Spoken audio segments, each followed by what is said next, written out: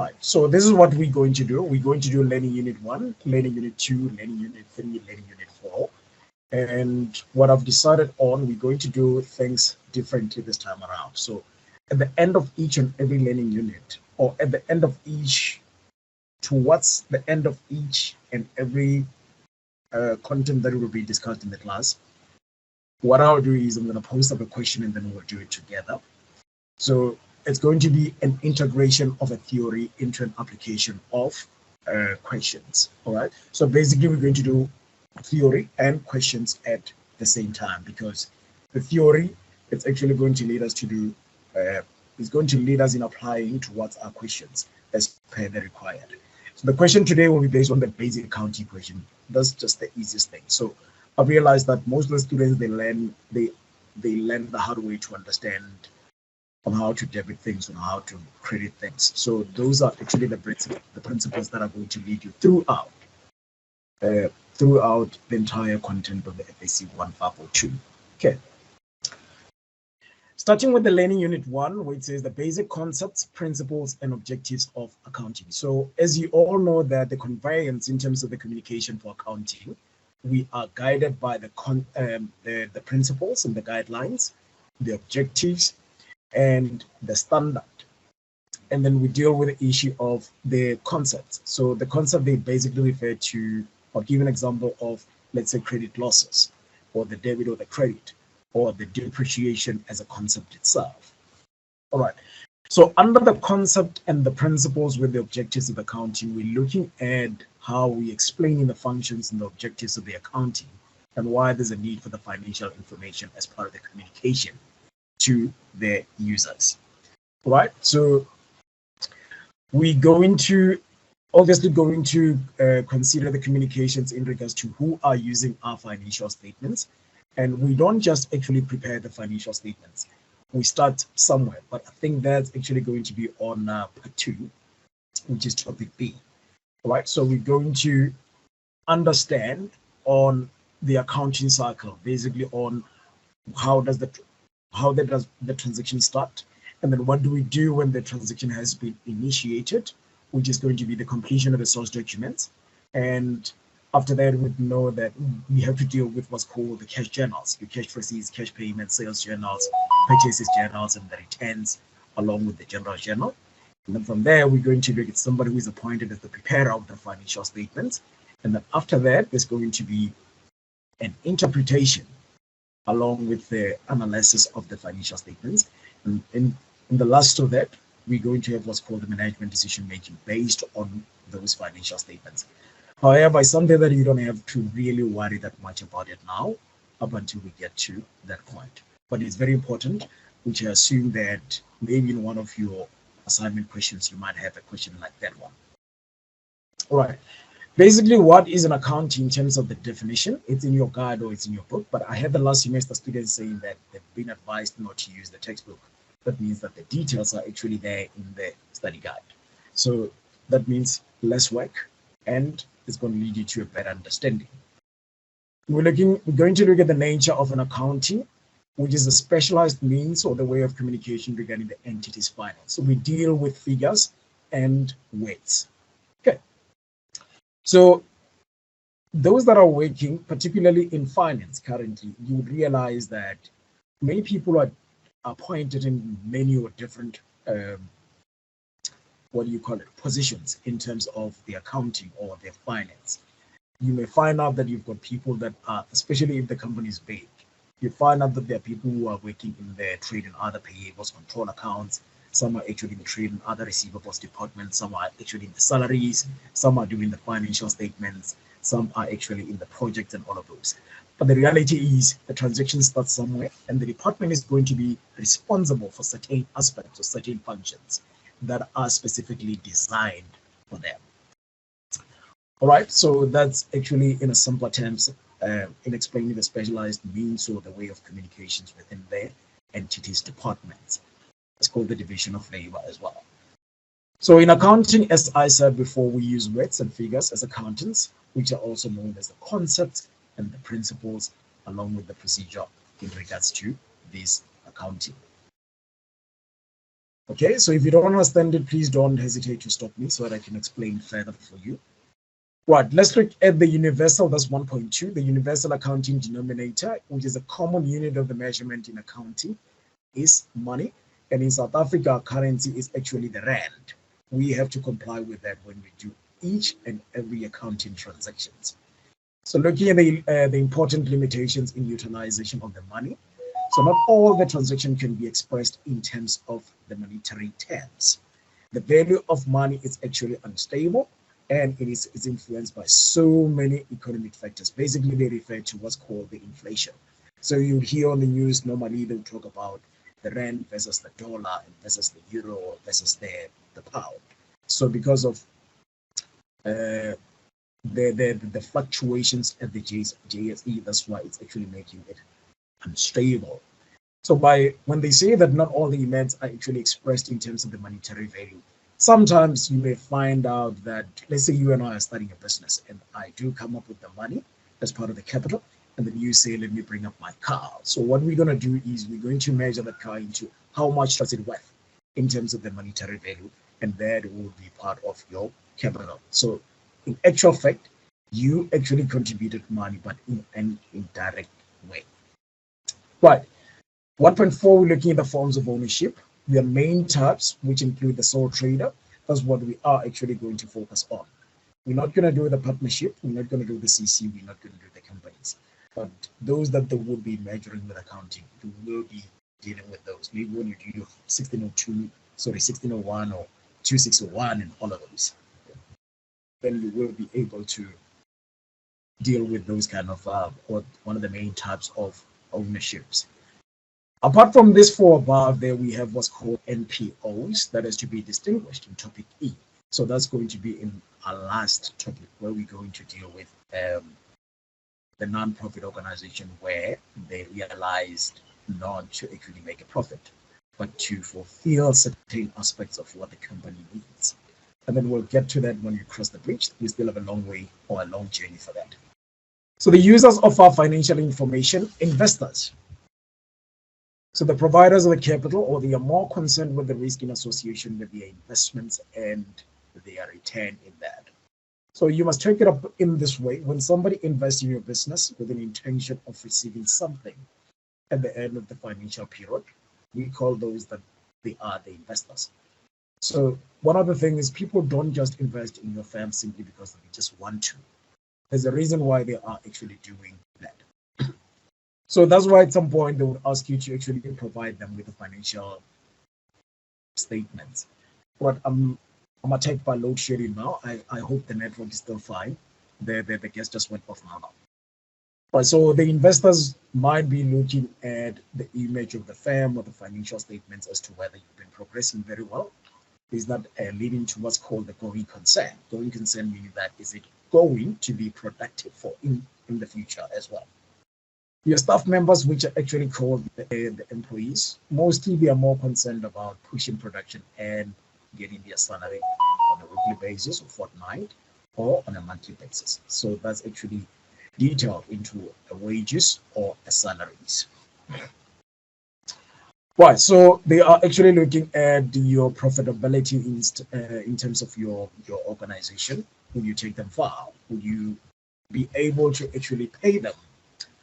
But lenders or the financial institution, we're looking at the institutions that are more likely banks, right? So when you look up for a loan, for example, they're going to look at whether any other institution that you have obtained the loan from, did you manage to pay them as per the agreement, right? Are you going into liquidation or are you progressing quite well when it comes to those kind of things?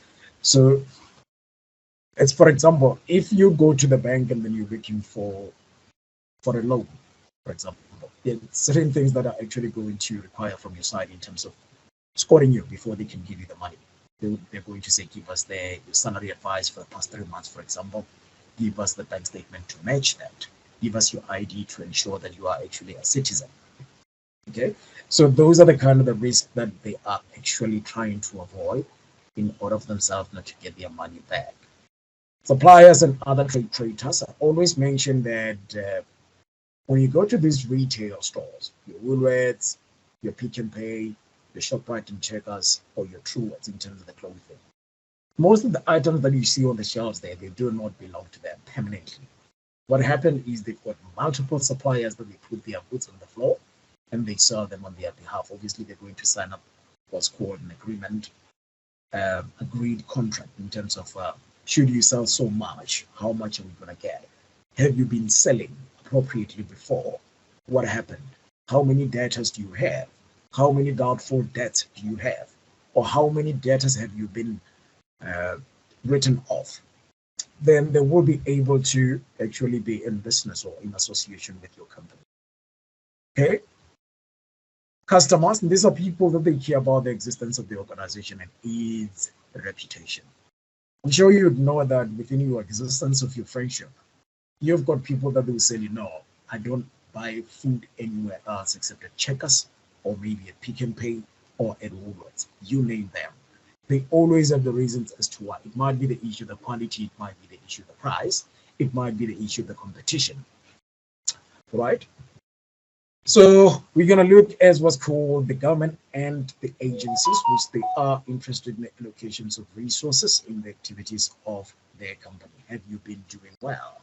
Have you been serving your citizen quite well? Are there any corruptions that are actually involved within your organizations? Those are the sectors that they are actually going to look at. And the last is your public. So the employment status of the economy. How many labor force in terms of your employees do you have? Are you making money for your own benefit without benefiting the society? Those are the kind of things that they're going to look at when they are actually associating with your firm. Right? Any questions? If you've got a question, you can just go ahead. All right, I'll take it as there's no question. 1.6, we're looking at the fields of accountancy. We're going to look at the difference between your financial accounting and the management accounting. At this point in time, our content entails what's called the financial accounting. So our field is more concerned with the recording of transactions and the preparations of the financial statement of the entire entity in compliance with the regulatory standards or the regulations. So you'll see when you go upper with your studies that you're going to get more deeper in terms of your international financial recording standards or your international accounting standard. We call them the FAC and the IAS, meaning that whenever you answer back, you tell us what is actually behind your reasoning. Which standards are you complying with when you put that statement down? Right. So basically what happened in the financial accounting, we just actually record the transaction and then we prepare our financial statement at the end of the period. Versus the management accounting, so we're looking at these people that we call them the decision makers of their firm, the pillars. They come up with certain projects, they are deciding on that, they predict, and they tell us what's actually going to happen. Should it fail, it means that they are the ones that are going to be blamed. Accounting principle, I just actually explained now the FAC and the international accounting standards. So there's no major factors that are actually there. Right, so it's actually looking at what's called the conceptual and theoretical ideas. The policies, guidelines to actually manage the transactions. So usually here we're looking at, for example, when you prepare the financial statements, the standard would be able to know as to, let's say, for example, you're accounting for the depreciation. They need to know on which method are you accounting for. Are you on the production units method? Are you on the cost method? Or are you on the reducing balance? Should there be a change, they would need to know that, and you need to disclose that under your notes. We'll see that when we do, I think, topic C, that's when we'll be dealing with the guidelines to manage our transactions. Disclosure in regards to the accounting policies, more or less the same with regard to the accounting policies. Financial statements are actually disclosed in compliance with regards to your accounting policy. It may not be the depreciation in question on a particular transaction or particular notes.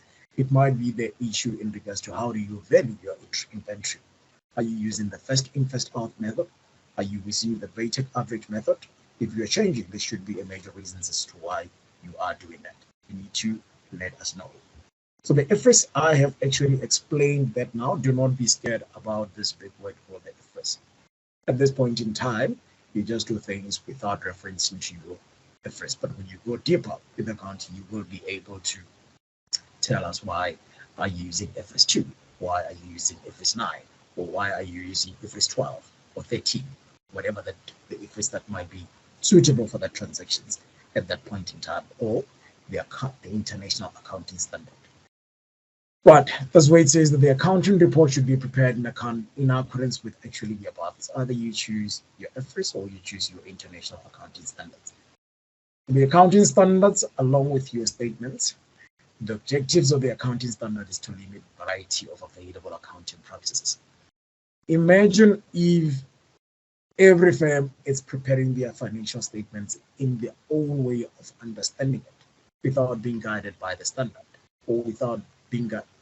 It may be the IFRS or it may be the international accounting standards. The reason why those two measures or those two standards are actually there is because we need the proper formation of preparing our financial statements. They should look one similar or the same. But conceptual framework for the reporting, for the financial reporting, frameworks and the standards are actually they're actually different here. Standards, it's actually a certain procedure that we follow by to actually perform certain transactions. The framework, we look at how does your income statement look like? How does your balance sheet look like? How does your statement of changes in equity look like? Or maybe I can say, how does your T account, when you prepare the ledger accounts, look like?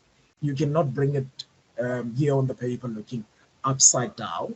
It should have some sort of like a T account where it automatically shows where is my debit side and where is my credit side, so that you'll be able to roll it out nicely when you do your, or when you perform your transaction under that specific T account. Looking at the objectives of the financial statement, which is provide the users with useful information about the financial performance, financial positions, and the changes in the financial position to enable them to make the economic decisions based on the past events. There's a huge difference. There's a huge importance in regards to the comparison of your financial statement, just to see on did we made it well as compared to 2021. How much is our profits this year? How much our assets are actually looking like? Are we actually going better or going far when it comes to the issue of the liabilities? And the equity in terms of the shareholders, are they making any sense? Is there any progress or any of those in regards to the financial statements? Underlying assumptions, I think I touched a little bit on the going concern, which it assumes that an entity will continue to trade or do business for a brighter future, which will allow your cost versus the revenue to be allocated to future accounting periods, which provides a more realistic value of the entity's assets. The allowable of the fixed assets to be written off proportionally over their useful life. Starting with the first point there, where it assumes that an entity will continue to trade or to do business for a brighter future. You cannot, as an entity, afford to run at a loss each and every financial period over 12 months. If your business operation model is to make profit, your expectation is to actually make it a profit. If you're breaking even, at least that can lead you somewhere. But if you're running at a loss for about 3 years, then you're going to have a problem, especially if it's a new business. If it's a big business, then obviously you can just say, okay, how about our equity for the past 5 years? Can we sustain our business with the equity that we have? Then that's where you can actually decide in terms of the management. Allowing your cost and your revenue to be allowed for the future period, accounting periods. It's actually the same in terms of the net profit. If your revenue is actually less than your cost of sales and your incomes are actually less than your expenses, then obviously we have a problem. That means our net profit is going to be a net loss. It's not going to be a profit anymore. And then that would raise concern as to whether we're going to move forward or not. So provision of a more realistic value to the entity actually applies to that. Are we in a good standing in terms of the production of our assets? Right, allowing the fixed asset to be written off proportionally over the useful life, we're going to reach out to our depreciation as we're going forward. So you'd realize that when we deal with certain assets, we are going to actually account for what's called the depreciation.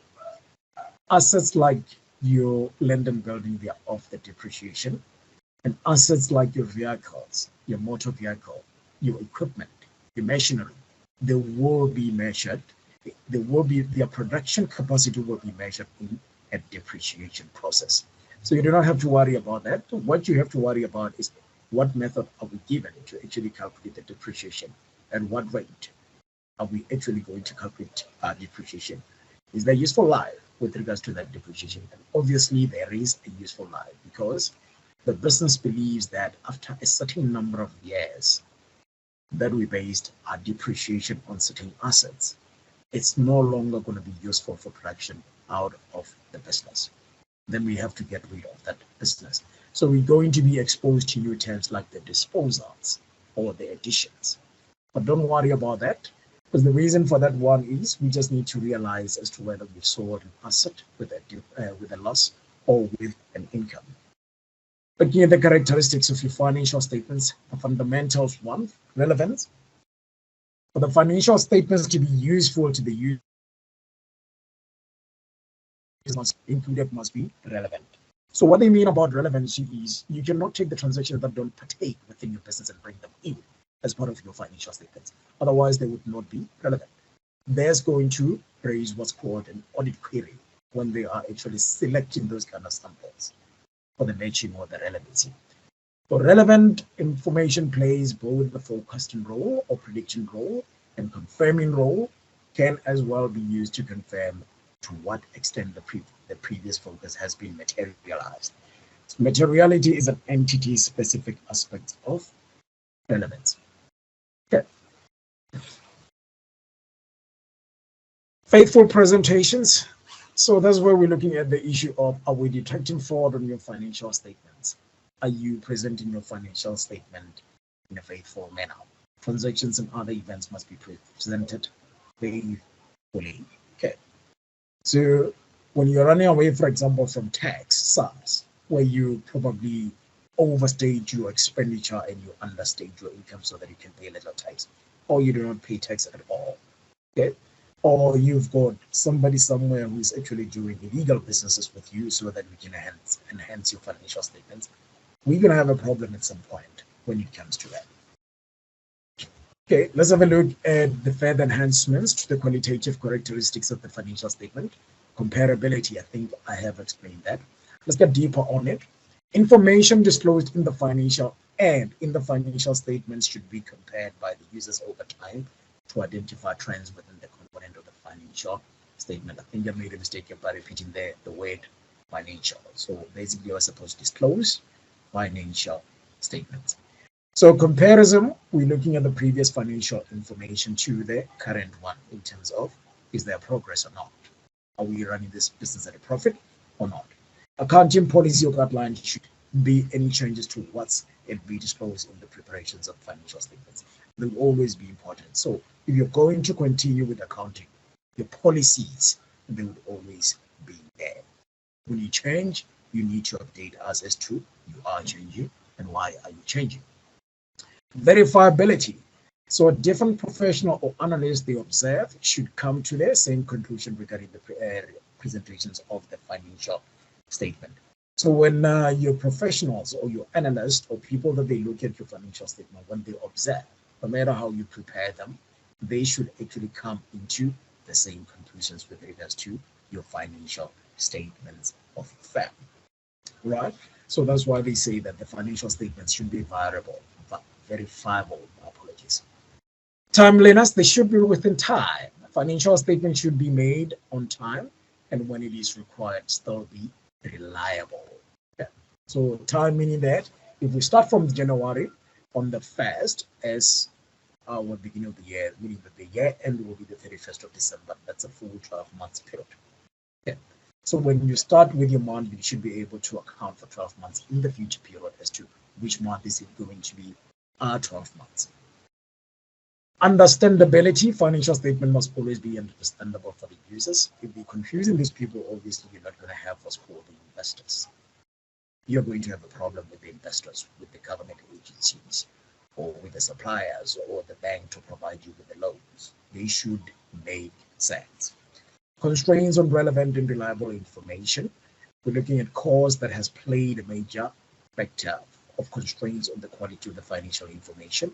Benefits should be positive to exceed the cost of providing it. So basically, they're looking at the income statement here where the revenue should actually be greater than your expenditures or your cost of sales.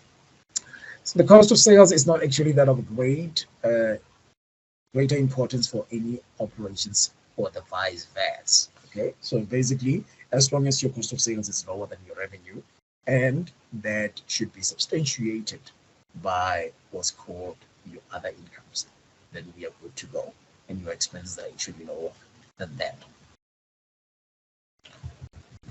Then we are good to know. Let's have a look at 1.15 where it says the elements of the financial statements that are measured in the statement of financial position. So under your financial position, we used to call this thing the balance sheet. There are three things that you need in there, along with their own subcomponents. You need your assets. So the assets, they've got what's called the non-current assets, meaning that they're going to be used for production for more than 12 months period. And then we've got your current assets. This is your assignments. You need to know what are your current assets and what are your non-current assets. So you're going to have a line item which plays a bigger role called the property, plant, and equipment. We call it the PPE. Okay, those are part of your non-current assets. They include your land and building. They include your machinery. They include your equipment. That's why you need the notes when you do that kind of thing.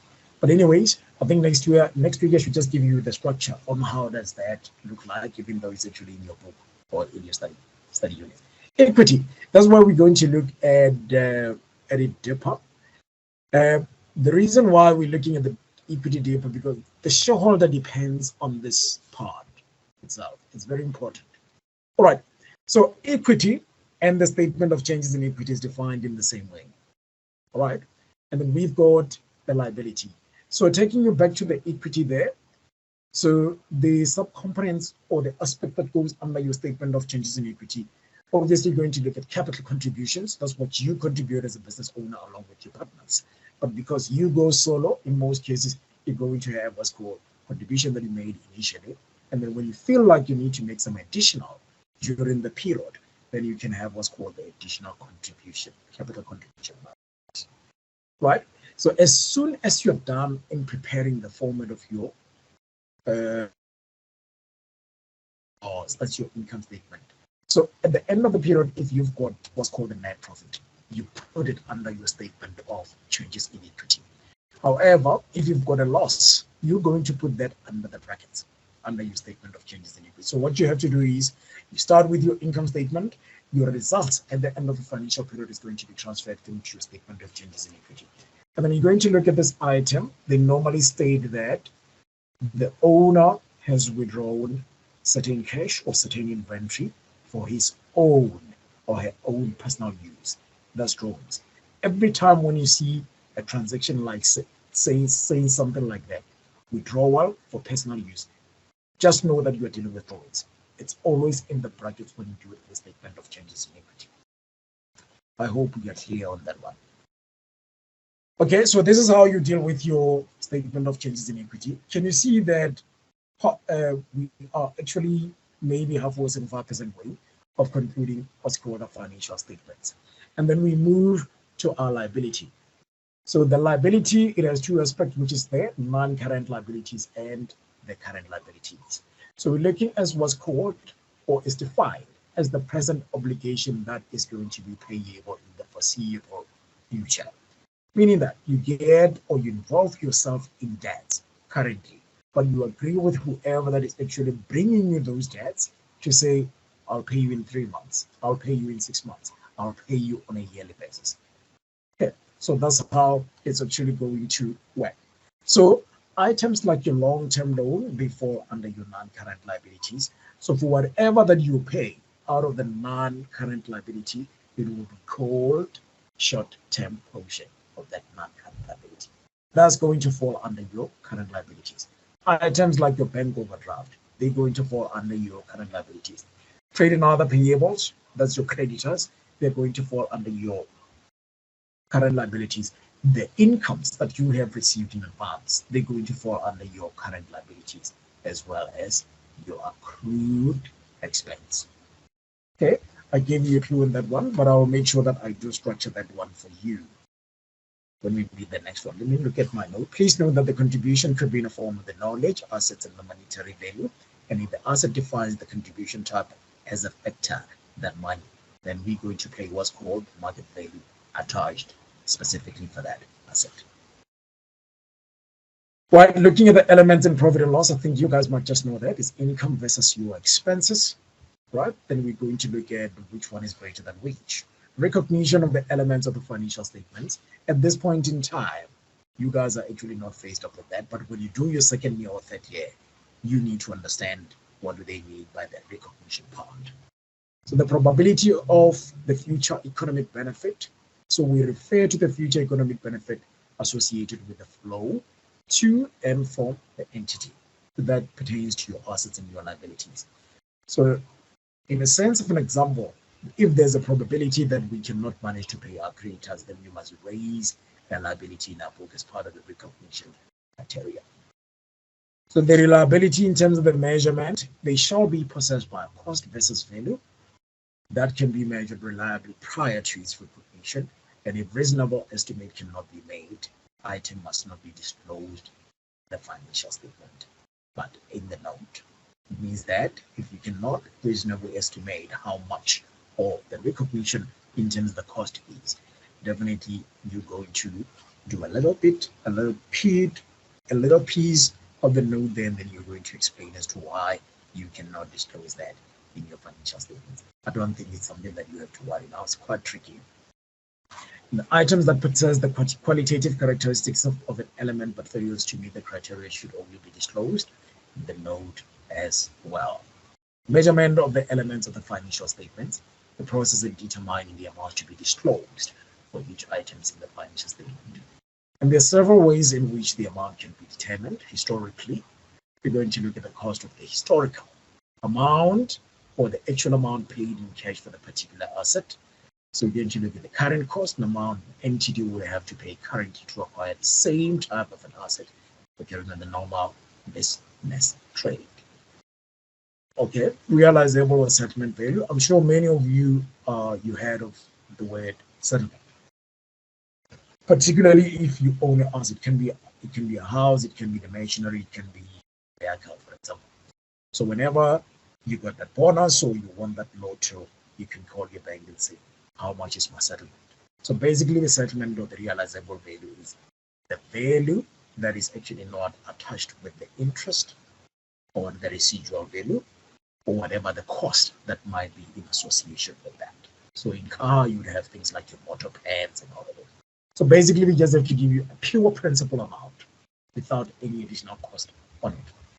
The present value of an asset, the worth of an asset for the discontinuation to generate net cash inflow for the business. So basically, we're talking about an asset that has a useful life of probably 5 years, and then it has reached 5 years. It doesn't worth it to keep that asset in the business. The only way we have to do is we have to open what's called the asset realization to determine whether we are disposing it at a loss or at a profit. The discounted value is the present value of an amount at a specific rate of an interest over the specific period to an end value. All right, there will be a point where each and everyone who would be doing this accountancy course to be faced up with what's called the program calculator, where you are actually going to calculate how much the discount is, how much the simple interest, how much is the interest, and how much is the term on that specific assets. So basically, it's going to be an easy thing because you just punch the figures on what you have in the calculator, and then you will populate the results for you. So historical cost, as I've mentioned or touched based on it above there. So it's the basis which is the most common basis for the measurement of an asset or the liabilities. So when you measure those two aspects of the assets and liabilities, you're going to look at your previous or your historical information specifically for that asset. Okay, let me bring you up back up to speed. You can raise your question if you do have one before I can move on to learning unit 2, because that will bring us to the end of the unit 1. Any questions? Any questions? Please do not forget to send me an email if you do need the notes. I'll be glad to actually send them through to you. Learning unit 2 is actually dealing with specifically the financial position. That's your balance sheet. Okay, remember we touched base on the components that goes in there. So now we're going to entirely look at it. Right, so the primary objective is to provide the financial position and the entire results with that. So basically what they're saying is you just give me the framework with regards to what goes into your balance sheet. So as I've explained, it's your asset, it's your equity, and it's your liability. Okay. So it's let me give you the definition quickly, which is a resource control by an entity in which future economic benefits are expected to flow to the entity. So basically what they're telling us here is we buy the asset, we're going to make production out of that assets. Obviously, it's going to be measured with how did we buy it? Did we buy it for cash or did we buy it with the liability? Because if it's bought for cash, then that means our balance sheet is actually going to grow and the liability will just remain. Right, so the financial position composed of 3 aspects or elements. I think I've mentioned this. Your assets, which is composed of your non-current assets. They're mainly utilized for the production of income for more than 1 year. Sorry, I think I didn't show my writing very well there. All right, so there's no need for me to actually show you that. I did show it here as part of the components. Examples include your land and buildings, machinery, fixed investments, vehicle, along with your equipment. That's the examples in regards to your non-current assets. Okay, so your current assets, which are mainly not for the income production, but they are or they can be utilized for less than a year period. Having to look at the examples here, we're looking at the cash and cash equivalents. So that's mainly your bank. And then you've got a petty cash. This is the little money that we have when somebody somewhere could be for the office or do whatever that we need a page that time. Trade and other receivables, that's your debtors. And then we've got inventory. And then we've got prepayments. So the payments that are made in advance, not that we have received in advance, but that we made out in advance, we call them prepayments. And then we also have what's called the accrued income.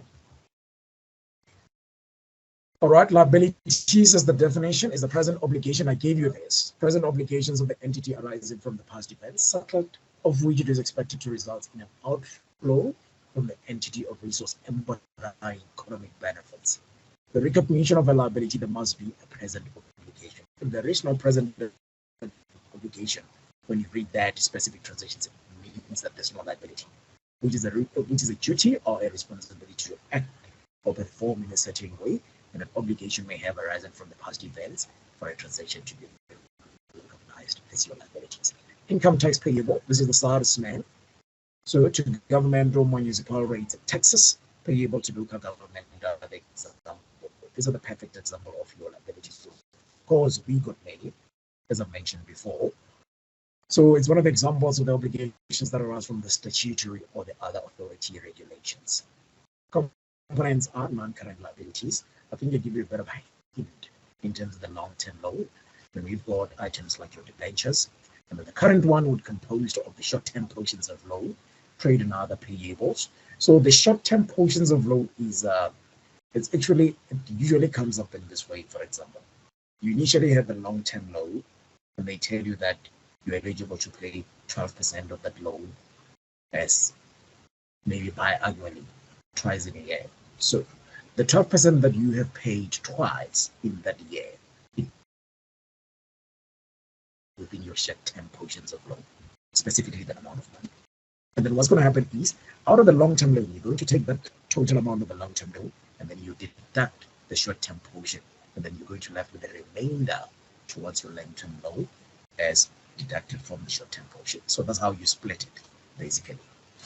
So trade and other payables, that's your creditors, accrued expenses. You are late with the payment, and the incomes that we are actually receiving in advance. Remember, you haven't rendered the service, but you have received the money. Meaning that if those people they can say we are cancelling now, then that means you have to refund them back their money.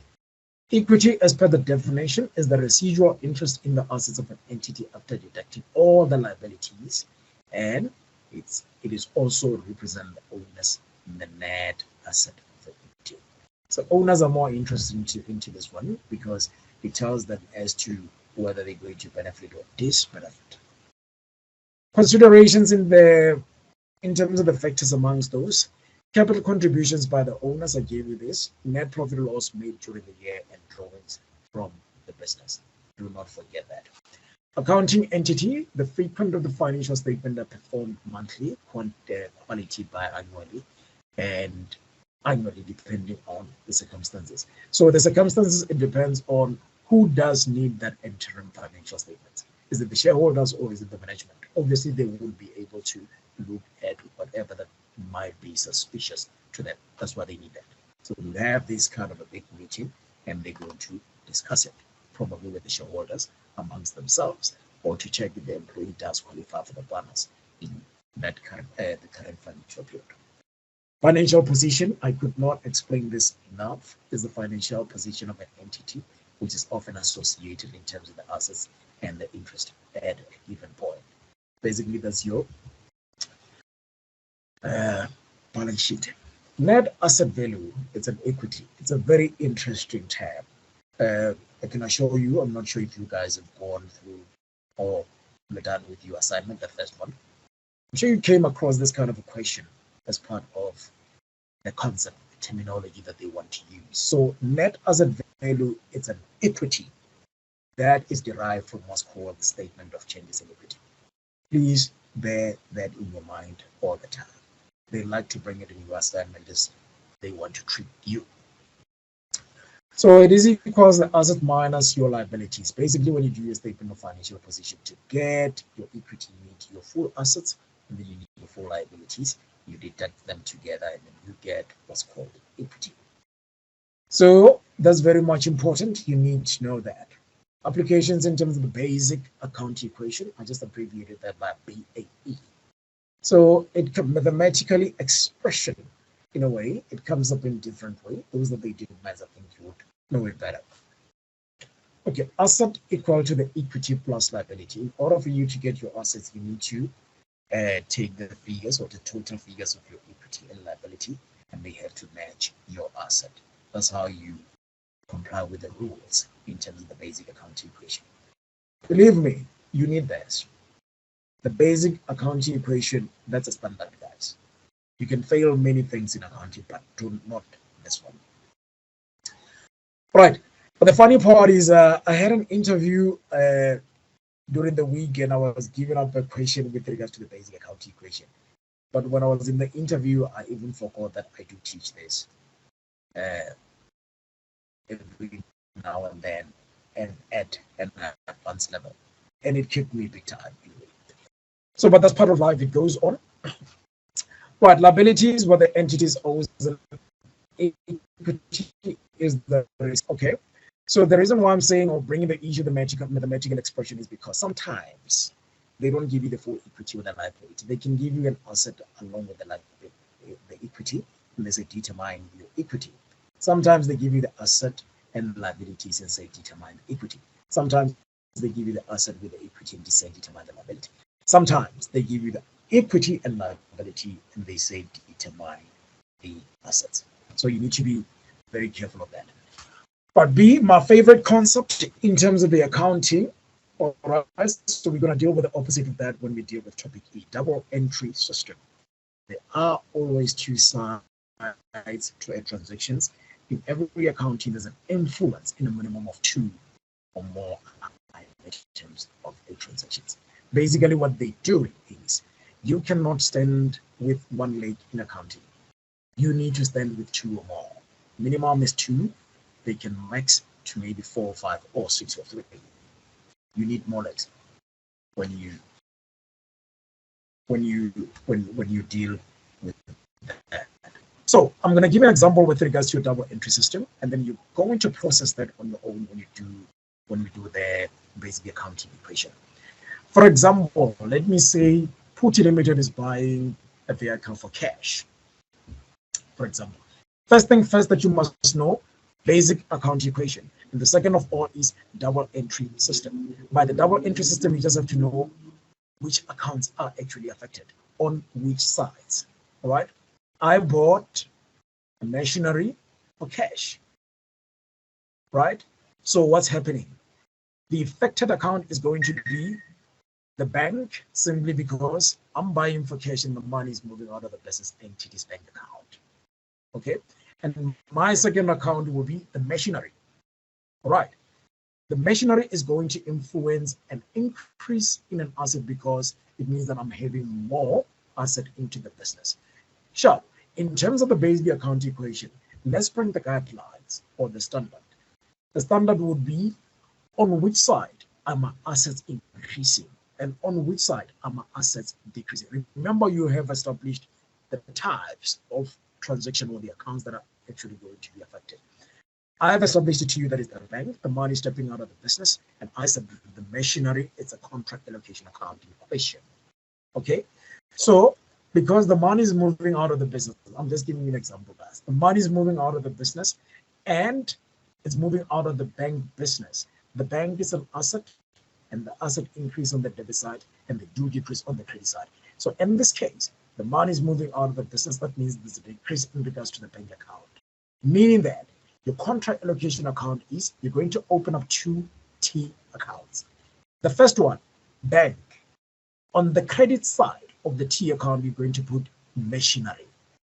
Let's say you bought that machinery with 50,000 rand. You just say machinery, 50,000 rand credit.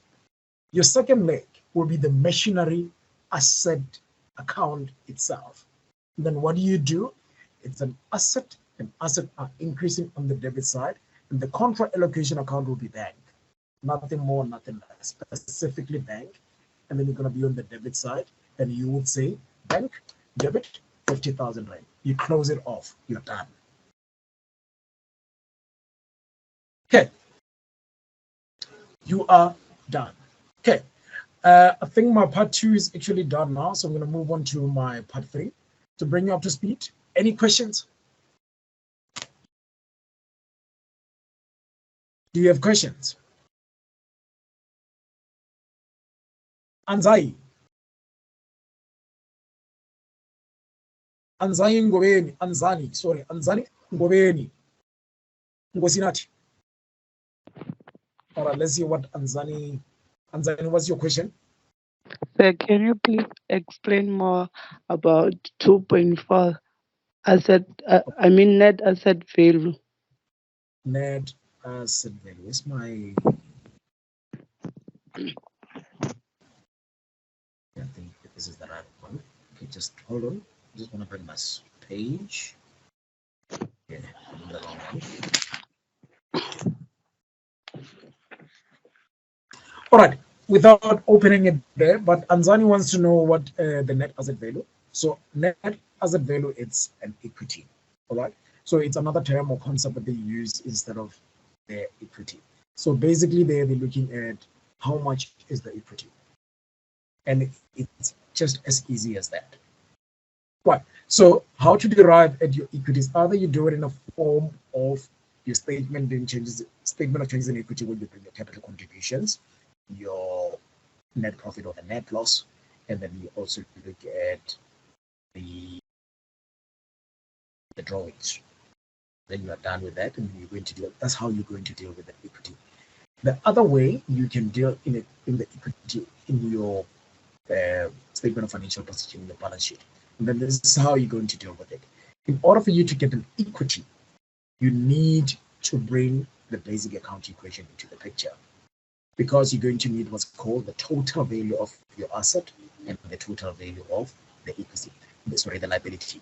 So the standard tells us that your asset minus your liability, they gives you an equity, meaning that you need a complete total of your liabilities along with your asset.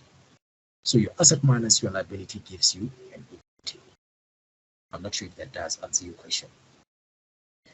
All right, learning unit 3 is going to be based on the income statement. That's your financial performance, the results. Right. So it's a statement of profit and loss and other comprehensive income. That's your income statement.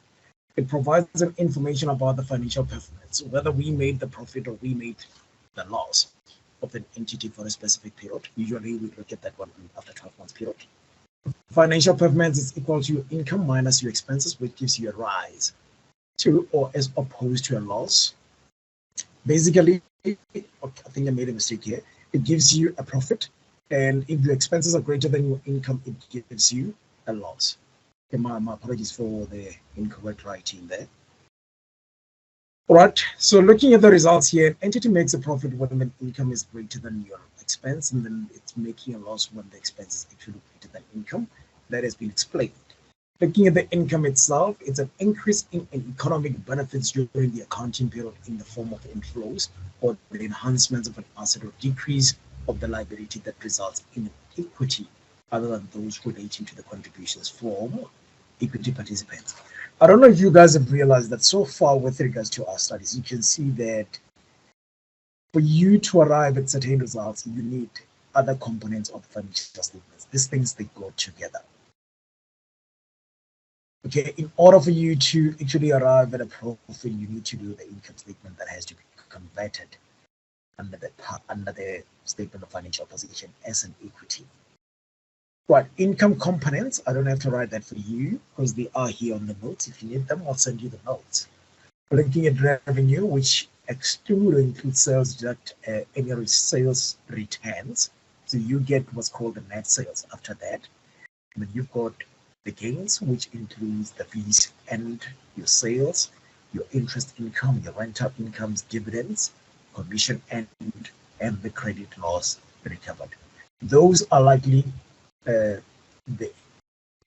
incomes that you are going to be dealing with under this content. Looking at the expense, they were looking at the decrease in the economic benefits during the accounting period in the form of an outflow or the depletion of an asset or incurrencies of the liabilities that results in a decrease in equity, and those relating to the distribution to equity participants. They refer to your shareholders. I give you a little bit of examples there: insurance or the depreciation along with your bank charges, the small. The loss we're looking at there, it's more likely your expense. Basically, the decrease in the economic benefit will do not rise from the normal activity of an entity. For example, we're looking for the damage caused by the fire. We're going to look at the issue of the insurance there. Are you insured or are you not insured for the natural disasters or the loss of the sale towards your non-current assets? Let's look at how your profit or the loss influence your equity. The income or the profit increase your equity and the loss decrease your equity. So this is one of the questions that can come up of your own multiple choice as a true or false. They'll give you, does the income increase your equity or decrease your equity? Or loss increase your equity or decrease your equity? Obviously, if you don't understand your principle quite well, you may get it wrong. Right, we spoke about this in the previous learning unit. Equity equal to capital plus net profit. Equity equal to capital minus the net loss. Right, meaning that if the capital is greater than your net loss, you're still going to remain with an equity. So if you get that with an addition of the net profit, that means your equity is going to be more higher, but it's still an equity. Statement of profit or loss and other comprehensive income statement performance. So we list all the revenue and the expenses to get the net profit for the period, and it must be shown the name of the business and the period in which the statement has been compiled. For example, I give you an example. When you write it down, you just say Putty Limited on the top line there. Underneath, you write statement of profit and loss and other income, other comprehensive income for the year ended 31st December. I know usually because you guys are faced up with the multiple choice on your exam, but before, when you write this, you were getting a full mark for it. So you can imagine how easy it was when you were actually writing when it was a written exam in the multiple choice. So it's important to know your framework. Statement of changes in equity determines what happens within the equity of the shareholders. It contains the following elements. I gave you this before, I'm going to repeat it again. Capital contributions by the owner. It can be in the form of cash, assets, for the number of assets in the opening balance, your additional contributions by the owner, if you feel like you need to add a bit more, and you get your net profit or the net loss, then that has to be deducted from the profit and loss, the withdrawal of the cash or stock assets as part of your deductions. So my apologies for that one. You don't deduct the profit, but you deduct the loss along with the drawings. Accounting policies and the explanatory notes. These are prepared to give additional information on items appearing in the financial statements. Accounting policy note is equal to, we explain the IFRS compliance with the guidelines and the measurement and the depreciation method we use in other policies to be disclosed with. So that could be inventory as part of an additional. So additional information on the items in the financial statement, this should be disclosed in sourcing of the revenue and the carrying amount of the property, plant and equipment, just to know how much does your assets worth at the end of the financial period. So this is how easy and short the income statement is. I'm going to move on to the last leg. That's your learning unit 4, and then we will do that question quickly, and then we wrap up. All right, our last topic is learning unit 4, and it's dealing with the recording of the transactions. This is just where we need to understand the concept of the debit and the credit, and we're bringing back the double entry system. Okay, so to deepen the explanation in terms of the double entry system, we're going to look at the order in complying with the double entry system. The following components have been complied with. So we're going to look at the effect of the transactions affected by the basic accounting equation, and how is the transaction going to affect the financial statements of the entity.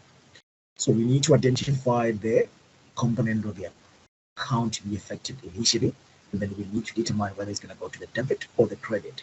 And then we're also going to look at the amount on the debit to be equal to the credit side, and the transaction date is actually important with the folio number in the subsidiary journal. And then you're going to look at or determine the name of the contra allocation account. I think we did that by giving an example with the purchase of a machinery for cash. Okay, and let's look at how the basic account equation transactions are affected. So it says that for every transaction, there will be an effect or change in the financial statements of an entity, and therefore the effect in the basic account equations. There are 4 ways in dealing with this in different ways, which the equation can change but remain in balance. Well, let's have that. Let's have a look at that. So we're going to look at the increase on the left-hand side with a corresponding increase on the right-hand side, just to make it equally fair. And also, the reverse principle will be in application as well, where we're looking at the decrease in the left-hand side with the corresponding decrease on the right-hand side. So the corresponding increase or decrease on the left side, and the corresponding increase or the decrease in the left-hand side. Transactions which affect only the asset, equity, and liabilities. Here we're looking at the statement of financial position transaction effect. Capital contribution by the owner in terms of the knowledge of the asset, or in a sense of cash. This will have a positive increase on the asset and a positive increase on the equity, right? Meaning that your asset is going to increase on the debit side, and equity is going to increase on the credit side along with your liabilities. The acquisition with the loan, so here we are actually going to increase the liability because we're becoming somebody else's data. So the purchase of an asset for cash decrease in the bank and increase on the asset itself. So I think I gave you this kind as an example. So you buy the asset for credit, so obviously you're going to increase the creditors, and the payment towards the creditors are going to decrease the bank account along with the decrease of the creditors. Drawings, which is a withdrawal by the owner, increase in the personal benefit and the decrease in the equity. Okay, so let's have a look at the transaction which give rise to an income and the expenditure. That's your income statement. Incomes for cash, increase the bank account, decrease the inventory in question as an example. So I just pick up the inventory. We sold the inventory, for example, for cash. So the bank account of the business is going to increase, but the movement of an outgoing inventory will decrease the inventory asset in question. So the expenditure decrease in the bank account, and the decrease in the expenditure as well. We're going to look at the credit income where you decrease your inventory or service and increase the debtors. So this is where you perform a service for credit. The credit expenditure, this is when you actually buy on credit, so the expenditure will increase and the contra allocation account will be the expenditure in question. So when you receive the payment from debtors, people that they owe you the money, your bank account becomes positive, meaning that it's actually increasing, and that specific debtors control account decrease. Right, summarizing the transactions in a form or the basic form of a statement of financial position. Every adjustment appeared on the basic account equation will be transferred to the statement of financial position at the end of the financial period, along with the statement of profit and loss and other concept income. Ledger accounts. Ledger accounts, I told you that they're performed in the form of a T account, and that automatically shows where your debit is and where your credit is. So it also shows the side of the left, which is the debit, and the side on the right side, which is your credit side, which reflect the decrease and increase depending on the type of account you are dealing with. So basically, you just don't say that an asset increase on the debit side and then you record this transaction on the debit side. You need to understand what the transaction says before you can record that. But the opening balance on that one, no matter what, they will always be on the debit side because it's an asset along with your expenses. So liabilities, equity. So your liabilities, equities, and income will always initiate on the credit side as part of their opening balance. Asset account is an increase on the debit and a decrease on the credit side. Equity, the above includes accounts like capital drawings, net profit and loss, and the increase on the credit side. Okay.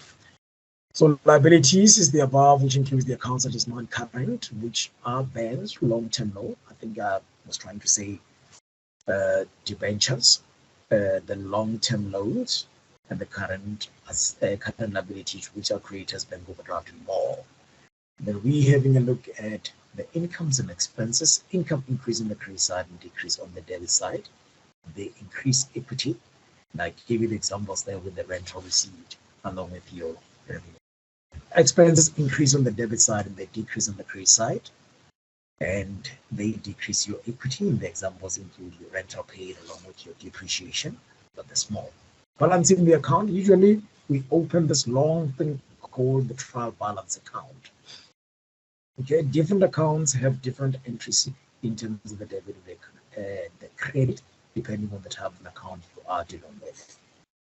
Okay, so balancing the carried down of any account will eventually be the closing figure to become the balance brought down in the next financial period as an opening balance. You remember when you do these T accounts and then you are putting in your transactions where they are suitable, and then at the end of the day, you're going to have an option where your credit or your debit is bigger than the debit or the credit. So the balance carried down on that one is actually going to be your opening balance in the next 12 months period. Recording of the transactions in the ledger accounts, depending on which accounts you're dealing with. However, the principles of the double entry should still be in payroll. Trial balance. You list all of the balances of all the accounts in the ledger accounts, all the accounts in that specific date in order. How you compile it, you test your other arithmetic corrections of the entries. This is where your debit and the credit in terms of your trial balance doesn't correspond. Then you need to recheck your figures, you need to recheck your date as to whether they are within the time. So with the appreciation of the double entry system, this is where you check if you didn't mistakenly put the debit transactions under your credit side or your credit side under your debit side. It's meaning that you need to make that kind of correction. It serves as the basis for the preparations of the financial statement, which is highly true. Okay, because those figures under your trial balance, you need to split them according to the required of your financial statement. So the errors might appear in the trial balance, the error of an omission, transactions that are omitted, either debit or credit entries have been recorded. I spoke about just that one. And posting to the wrong account. Instead of putting it to the debit, you put it on the credit. That means that you need to correct that. And then how you compensate the error by posting there, by balancing the posting error on the side of the ledger accounts, then it coincidentally be compensated by an identical error on the other side of the ledger accounts. Errors in regards to the principles. So principles of recording the transactions become faulty. For example, an expense account with a correct opening balance, we know that initially they open or they increase on the debit side. Let's look at the errors which may be revealed by the trial balance. Factors of balancing the trial balance could lead to the following. Incorrect posting of the trial balance. Maybe when you do the totals, matching the debit and the credit, you miss one of the figures by punching it in the calculator wrongfully. Or the errors made in transforming to the ledger accounts. When you do your ledger accounts initially, you started by putting some of the transactions on the debit side while they qualify to be on the credit side, or vice versa. So incorrect transacting of the journal entries. For example, let's say you took a transaction that goes to the sales journal and then you put it under your purchases journal. It's going to be incorrect because it went to the ledger, to the wrong journal account. Posting from into a different account might be incorrect. So you must always make sure that you're posting to the correct accounts. Trading error in the balance trial balance. So looking at the error of the trial balance that should be performed on a timely basis. The example there on a monthly basis, and you need to follow certain steps that should be taken into account, which is to what that was. And if there's an error between the debit and the credit, the following procedure should be followed. You cast each column in the trial balance again, casting meaning that you recheck that and recalculate as to whether the balance is actually, and then you ensure that all the balance in the ledger have been transferred correctly to the correct side of the trial balance, not that you have put them in the debit side instead of the credit side. You check the transfer from the journal to the ledger accounts, your totals, and then you check the accuracy of the amount, whether the amount are fully correct. Looking at the preparations of the financial statements. B, well, we're looking at the trial balance that set as the basis for the preparations of the financial statement.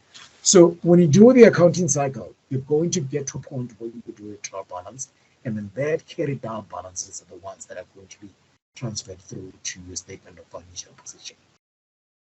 Right. The last but not least, we're looking at the components of the financial statement, and they are designed in this way. Number one is a statement of profit and loss and other comprehensive income. That's your income and expense account. Number two is your statement of financial position. That's your asset, equity, and liabilities. And finally is your statement of changes in equity. Statement of cash flow. It's not part of this content. I think you'll do this when you do your 1601. And then lastly, you do your notes, and then you are done. Okay, I'm going to read the questions to you now, and then we will take it from there as to how we gonna do it. Yeah. A question is actually as follows, which is based on the basic accounting equation, as I've said before. So the questions below relates to healthy lifestyle for the month of August 2022. Transaction number one says that Mr. Miso, as the owner, has decided to start his export business of citrus fruit called Healthy Lifestyle, and decided to deposit an amount of 200,000 rand as a start of his business. All right, when you see a transaction like this one, usually this is what I do. I'm going to quickly go down to check what is the required. The required says that summarize the transactions to be recorded under the accounting equation or the basic accounting equation. All right, let me just quickly go back to my question.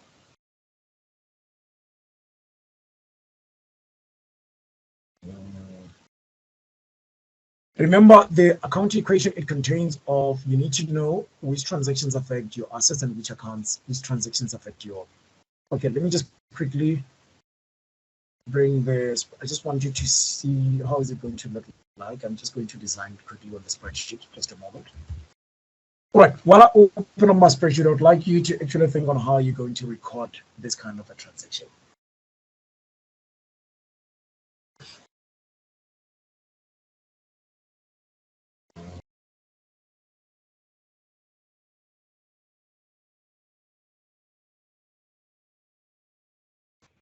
Okay, I'm just going to go back to the question, but I just want to give you how the account equation look like. Okay, so what you're going to do is we'll discuss on which account is debited and which one is credited and what type of an account or equity. So what type of assets or equity or liabilities, and then I'll record that. And I'll show you as soon as we are done on how it has been recorded. Makes sense? Transaction number 1 says that Mr. Meso, as the owner, has decided to start up his export business of citrus fruits called Healthy Lifestyle and decided to deposit an amount of 200,000 Rand as a start of his business. All right. So which account, let's forget about the amounts now, but which account are debited and which account are credited? Bank is credited. Is bank credited? Okay. Bank is credited and can Mr. Ngwenya say that the bank is credited? Which account is debited, Mr. Ngwenya? Oh, no, sorry. Bank is debited because it's bank is debited. Yeah. Bank is debited. And then which one is credited? Must be capital. Capital. Yes. Credited. Capital. All right. He says capital is actually credited. Okay. So the bank is an asset, right? Yes. Okay. So can I put 200,000 Rand under the asset? Yeah, that's right. Okay. And what's your contract allocation amount, not account amount? How much will be the amount? Where does the other 200,000, where does the 200,000 go? Where else does it go? Under equity. On the equity. Yes. Okay. Do you want to tell me what?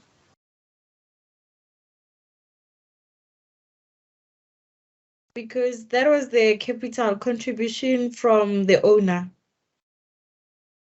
There was a capital contribution as well. You remember when I spoke to you about the capital, that when you do the statement of changes in equity, your capital should be part of your statement of changes in equity. Makes sense? Yes, it does. Thank you. Okay.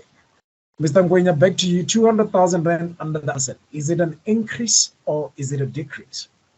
An increase on the asset. It's an increase. Yes. All right. And then under the equity, is it an increase or is it a decrease?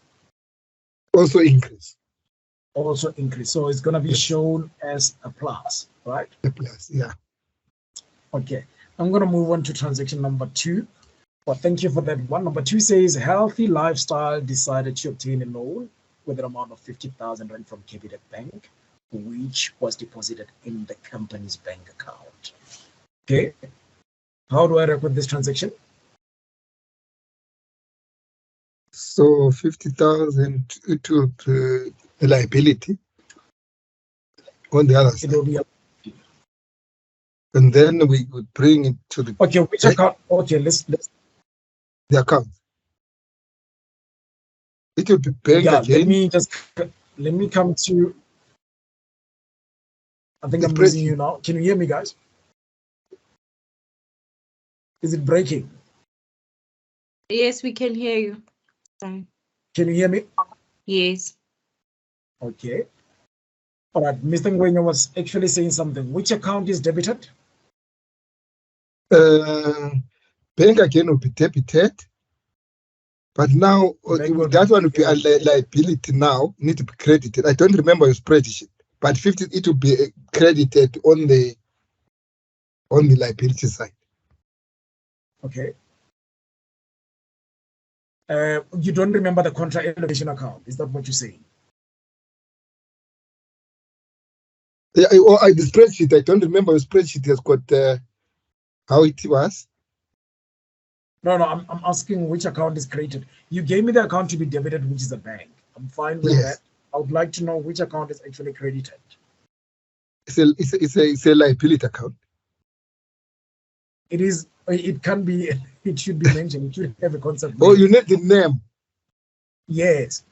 It's a loan account. Is it a loan account? Yeah. What do you call it? A trade one. It's got names. This account. Let me just put a sheet of paper with the names of accounts. It should be short-term loan or long-term loan. I don't know there. It will fall under. Okay. All right. Okay, let me just say loan. I'm sure you'd agree Loan, with me. loan, yeah. Okay, no problem. And where does the amount go? Asset, equity, liability? It will go on the. Oh, equity is not involved there. I beg your pardon? It will go on the asset. Asset. Yes. You want to tell me why? It's 200. Yeah, I'm not sure. Yeah. But as a loan, not how much. I'd like to know why do you put it on the asset side? yeah, because it's the money which has come. It's the money that came to the business. Yeah. Okay, and where else does it go? It must go again. Equity also must be also increased. Equity must be increased. Why Increase is that? also because it's also coming. It's the money coming. It increases equity in other ways. Okay, no problem. Yes. Okay. Thank you so much, Mr. Ngwenya. There was somebody who was actually working well with Mr. Ngwenya. Do you have any input on this? I just don't want to jump people who want to intervene if there's an intervention. Transaction number 3, Healthy Lifestyles purchased equipment from Dion Furnitures to the value of 102,000 rand, which was paid by cash directly into Dion business bank account. At the same time, another furniture was purchased on credit from Akona Furnitures with an amount of 3,000 rand. Who wants to help me on this? So there are 2 transactions here. There are 2 transactions here. I like the way you approach your transactions. So the first one, yes, purchased equipment from Dion Furnitures, valued. So this one would be an asset, but that asset anyway, it will be a non-current asset. So 102 would be asset to be debited with 102,000. What is the specific asset? It's the equipment asset. Equipment. Okay. Equipment, yes. So I'm going which to is a non-current actual. The non-current, as you say. I'm going to debit equipment. That's going to be my contract credit account. Okay, which was paid by cash. Yes. Was it paid by cash? Yeah. So bank now we have to credit the bank. We're crediting the bank. Same amount, 102. Okay, so all right. So in terms of the asset, equity, and liabilities, where do I put 102? Under asset. Under the assets. 102, 123. Okay. That's right. They all fall under the asset, right? Yeah, even the bank also is under the asset. Okay. But the bank there is credited. it's not debited. Oh, the bank. Okay, no, I credited the bank as you said. Yeah. Okay. But they all fall under the asset. Okay. Okay. And then the other account now, it comes to business account. Okay. They say they purchased again on credit.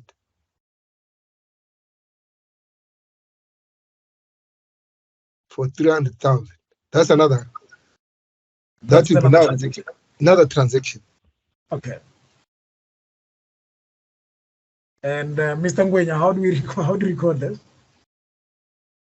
Yeah. Okay. The 300 is credited on the 3,000. The 3,000. Sorry. Let me read this question again to you. Let me continue reading this question. Maybe it will make sense to you. All right. The 102, we know that it was paid directly to Dion Furniture's business bank account. Yeah. So at the same time, another furniture was purchased on credit from Akona Furnitures with an amount of 3,000 rand. Yes. So there was this a furniture one that was actually purchased on credit from Akona. Yeah. Then this one also 3,000 we credit there. Okay, okay, we'll come to the amount later on. Let's now deal with the account to be debited first. Yeah, this is the equipment, which is furniture in this case. Okay. And the one to be debited will be. Okay, which one am I debiting, Mr. Ngwenya? They're debiting the asset. You're debiting the asset. Yes, and the particular account would be equipment or furniture, whatever. Okay. That's under assets. Asset. Okay. We are debiting the furniture. Is that what you're saying? Yes. Okay, and then what are we crediting? We're crediting trade payables. That is a current liability there. Trade payables, yes. Yes. Yeah. Under liabilities. Okay, in terms of the asset and the equity and liabilities. Yeah. Then on okay, again the equity is increasing by 3,000. Yes. 3,000. Yes. Okay.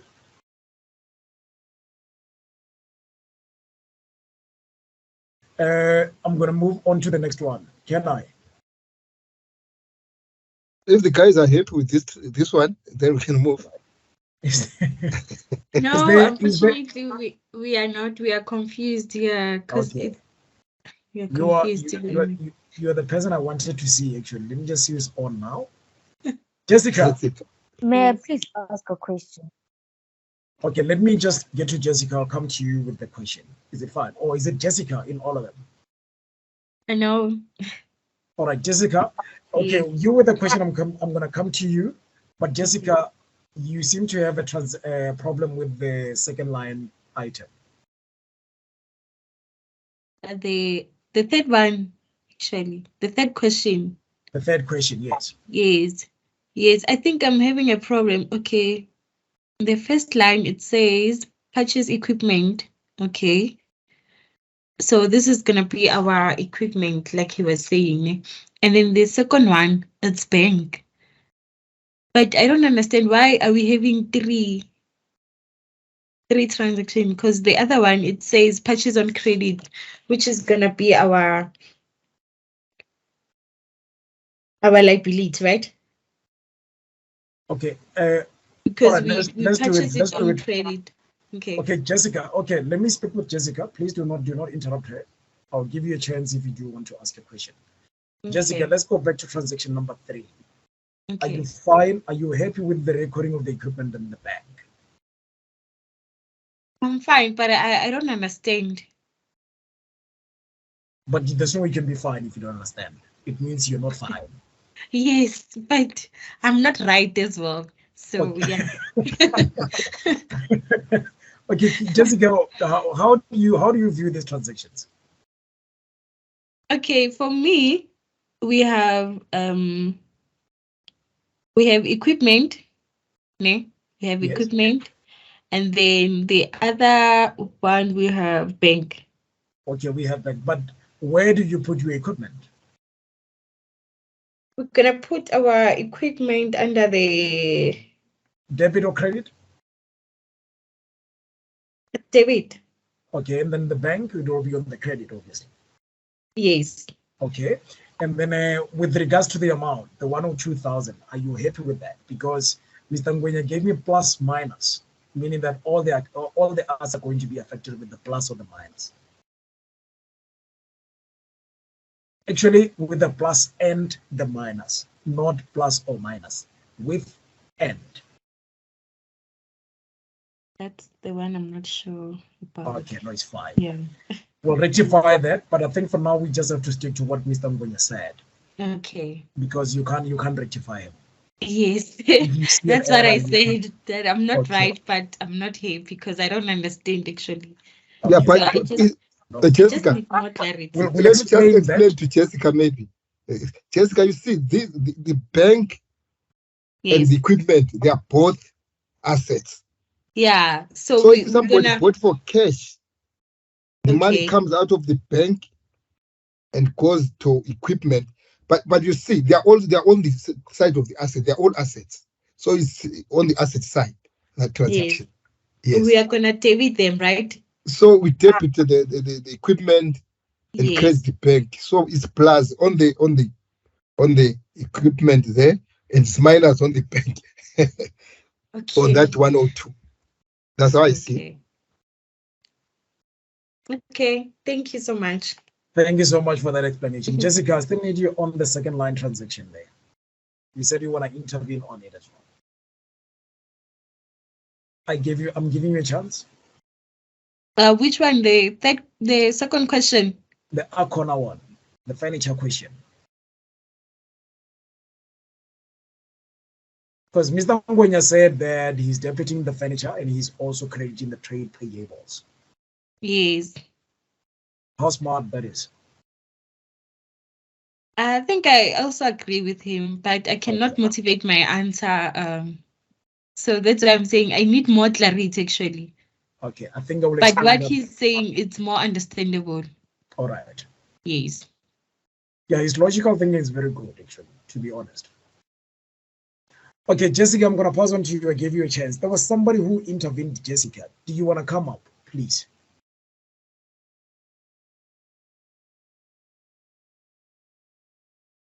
I didn't notice your name, but I think I had somebody speaking. Okay, no, that's fine. I think it's because of now we are dealing with the questions. People are running away, but that's fine. Let's have. Getting Let's, hectic.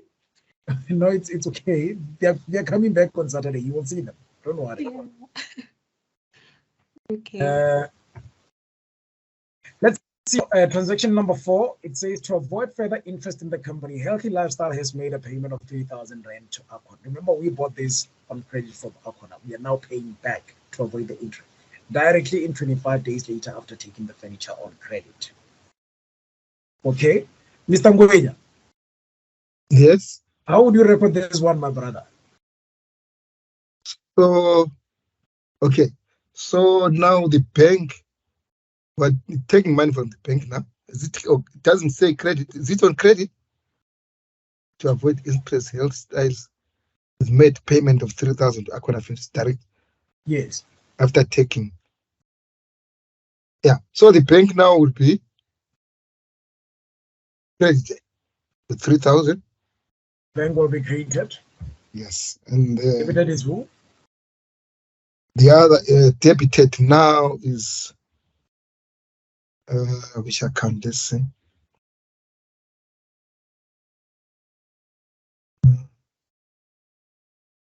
Trade receivables. Trade receivables. Mm. Right. Give me the amount. 3,000. Okay. Which side? Asset, equity, or liability? Pardon? We've got an asset, we've got an equity, we've got a liability. Yeah. Where does it So go? now the May I ask a question? No, you will come after. Let's let him finish. yeah, okay. So trade payables are what? They are an asset. Trade receivables is an asset. Yeah. Yeah. Okay. Can I call Jessica up? Mr. Ngwe? Yeah, no problem. Okay. Jessica, you can come in. Okay. He's saying trade receivable, they are asset, right? Yes. But also bank is also asset. Yes. Yes. Okay, but what's your thinking? I'd like to hear what's your understanding. Oh no, I agree with him. So we're Oh, you gonna agree with him? yes, we're gonna debit our trade receivable and then credit our bank. Okay. Yes. Due to time, I would like to finish up the remaining questions and I'll come back and explain what we did. Is it Okay. fine? Yes, thank you. Okay, no problem. But thank you so much for your participation. Let me just do this quickly. We'll bring this question on my side.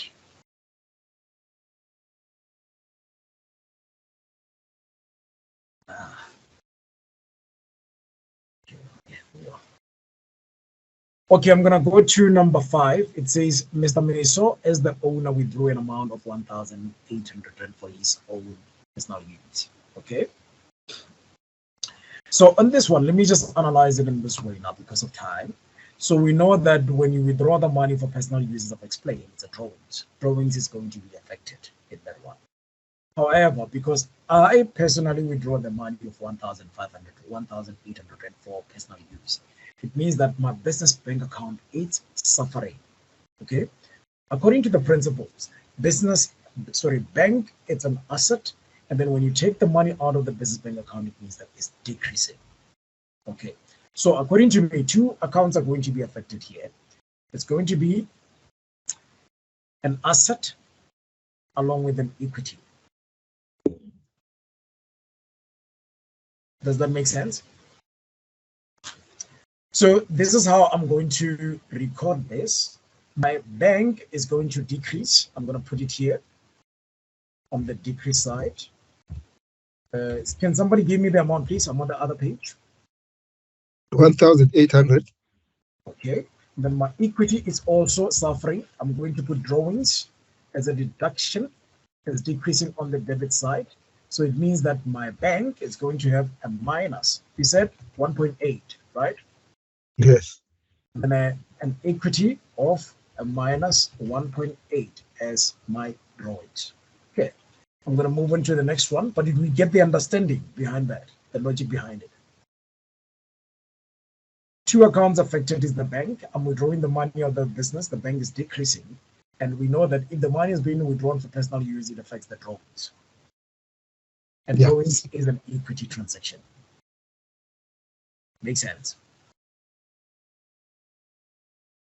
That's straight. Okay, let me move on to transaction number 6. Healthy Lifestyle has delivered some of his foods to Geneva in Switzerland, which were paid by cash on the same day delivery took place with an amount of 56,000 rand. Okay, so inventory has moved out of the business. Again, we have received the money because we sold them for cash. My bank is affected to be the first transaction account is going to increase with an amount of 56,000 rand. That's going to be a debit. And then my credit, it will be inventory because the stock in our farm is actually reducing. It's going down. Make sense? Yeah, so they're all assets. All assets, yeah. But the bank is the one that is increasing with the cash that we are receiving. And the credited account will be, it can be inventory or it can be citrus. Yeah, let's say inventory. Inventory. Yeah. Okay, my bank is increasing with an amount of 56,000 rand, and my inventory is also decreasing with an amount of 60. It means I've got a plus and minus at the same time. Okay. Then I'm gonna have. Let me see. Transaction number 7. Salaries and wages were paid to Healthy Lifestyle staff members for an amount of 6,000 rand each, and there were 4 staff members at the day the salaries were made. So I'll try to make this one tricky, but it should be easy. What happened is you have to establish which account is debited and which account is actually credited. Okay. First and foremost, salaries and wages, they are actually going to increase, and the bank account is going to decrease as well because I'm paying 6,000 to each of the staff members, and therefore. So this is how you're going to record it. You would say the account to be debited, it will be salaries and wages, and wages. And bank will be credited. Bank will be credited, yes. So you're going to have bank on the credit side. So the amount to pay 24,000. It should be 6,000 multiplied by 4. How much is it? 24. Is it 24,000? Yes. Okay. So we're going to have 24,000 rand from the bank account. It's going to be credited. And then we are going to have which one? Which one can somebody guess quickly? Equity. Remember the expenditure, they are actually decreasing your equity. So 24,000 will be under the equity. Right. And then we are now going to have a look at transaction 8. Healthy Lifestyles delivers a huge container of citrus to Russia on credit worth an amount of 80,000 rand.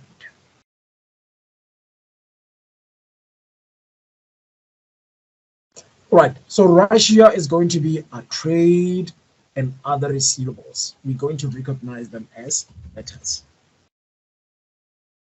Okay, so it will be trade debtors because we are buying on credit. Makes sense? Yes, yes. Right, and then the asset contract allocation account will be citrus or inventory. Inventory.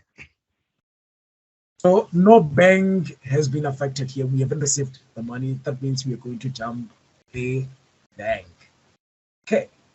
And now we are going to have the asset increasing with an amount of, sorry, did I say 80,000? 80,000, yes. Okay, 80,000 rand, meaning that the debtors are increasing with an amount of 80,000 rand. And also inventory also. Also inventory. Which is also an asset. It is also an asset, but it's decreasing this time around. Decrease. Yes. Make sense? Yes. Our stock is moving out of the business. It's no longer cash this time around, it's a stock. Okay. Transaction 9, it says Healthy Lifestyle placed an international advertisement in New York Times as part of the business expansion with an amount of 1,800 rand already converted into the US currency at the time of placements. The payment is due in 28 days. Who understands this one?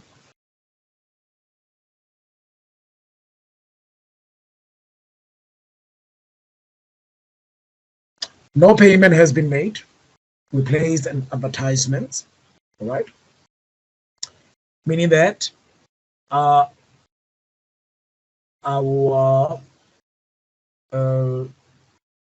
creditors are going to increase because we are doing this with a debt, okay, on a liability. Would you agree with me as I say trade payables is going to be created?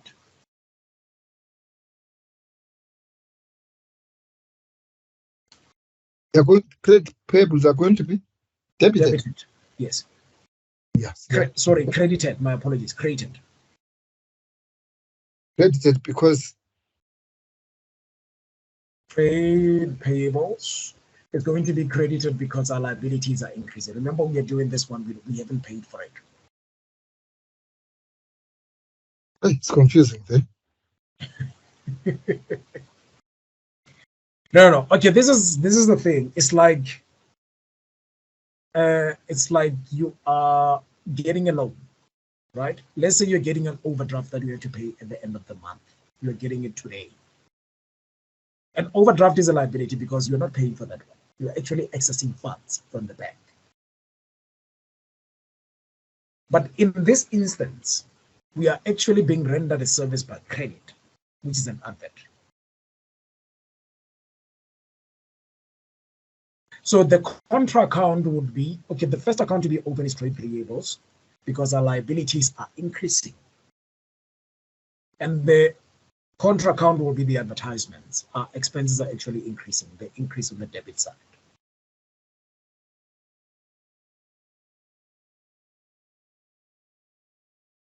Are you all there? Expenses, we debit them. We debit the expense, but we credit the liabilities. Okay. Makes sense? Yeah, the expense will increase, that's right. Okay, expenses, advertisement. So what was confusing me, I thought also those were going to increase the inventory, these other trade papers, because we're going to increase by 1,800. That was my thought. Trade payables is going to increase, you're right. So if they increase, don't we debit them? The trade payables. We can't debit them. Remember, it's a liability, and the liabilities increases on the credit side. Oh, okay. Makes sense? Yeah, okay. Okay. So the best possible thing to win this thing is to practice and practice and practice with an understanding. Yeah, it's special to know which account it is. Yes. So it will be the liability as well as the equity, sorry, the equity with an amount of 1,800 rand.